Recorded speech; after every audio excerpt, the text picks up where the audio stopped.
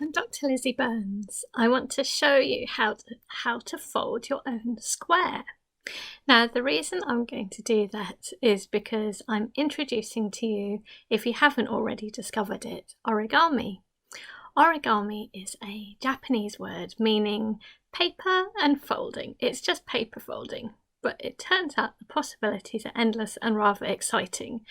And I've been really excited about sharing origami with you because I can only say for myself, it brings me so much joy and pleasure.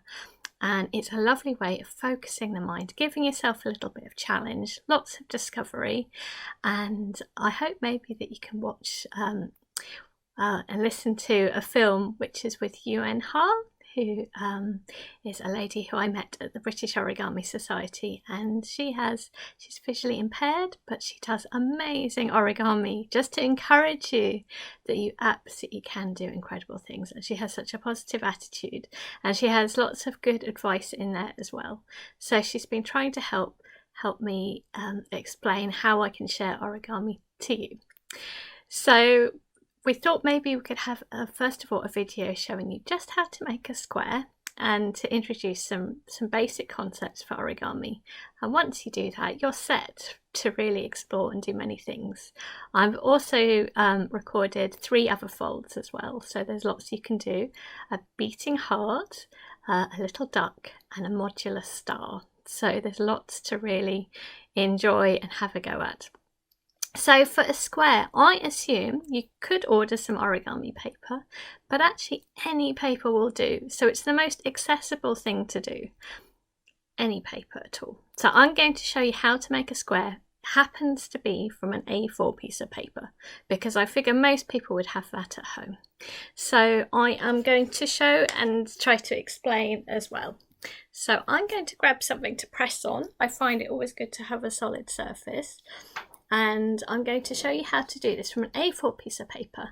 Now there's a long side to your A4 piece of paper and a short side. I've got the long side closest to the ground, so it's in a landscape position, so it's a long side at the bottom, and the shorter sides are vertical. I'm going to move my camera down. So to make a square, what you need to do is to start with a corner. So it's the point where the short and the long side meet. So I'm going to take a corner and I'm going to move it over to the long side at a 45-degree angle. So while you're taking the corner over to line up with the edge of the paper, you're making a sort of diagonal 45-degree line. But underneath there is actually a square. So I'm bringing it over, that corner, lining it up along the long side, and just take your time. And actually, it really is about feel. You should be able to feel the edge, whether it's lined up well, right the way to make a nice little sharp point. If it's a nice sharp point, then you've done it right in the right position. And give it a good strong fold. I always think with origami, that's what will give it the strength. So we have made underneath there a square, but we've got a strip. You can feel there's a rectangle on one side. We need to get rid of that. There are 2 ways you could do that. You could use scissors and cut off that line. I've mostly used actually just tearing, so I have just been using my hands as a way of doing it. So yeah, you are very welcome to cut off that edge. So effectively you've got a right angle triangle and cutting that edge to remove the rectangle. For myself, I'm going to turn over the piece of paper and I'm going to pull back that longer side, and I'm lining it up with the paper underneath, and again you can feel that. So it's all lined up at all the edges, and squashing it down. Kind of feels a bit like a Robin Hood's hat now.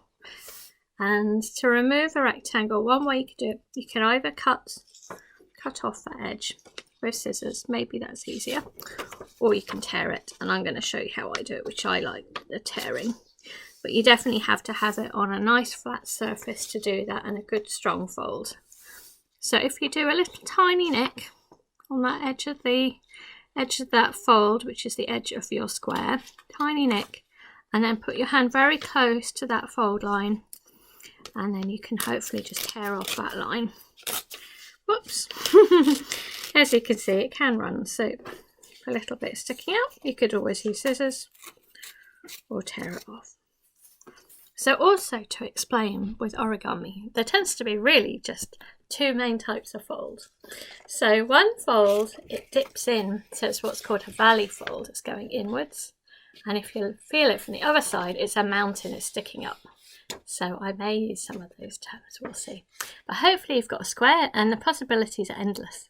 So I would recommend that the first fold that you try in just a moment would be to make a beautiful little traditional duck. And that's a fairly simple one. And then I can show you another couple of things after that. So I hope the squares worked for you and I hope you're going to enjoy this. It's all paper engineering, so it is science, but with using a little piece of paper, you'll make something beautiful. Most of all, take your time, be really kind to yourself. Learning something new, I think it's all about patience and just having a little bit of fun with it. Thank you.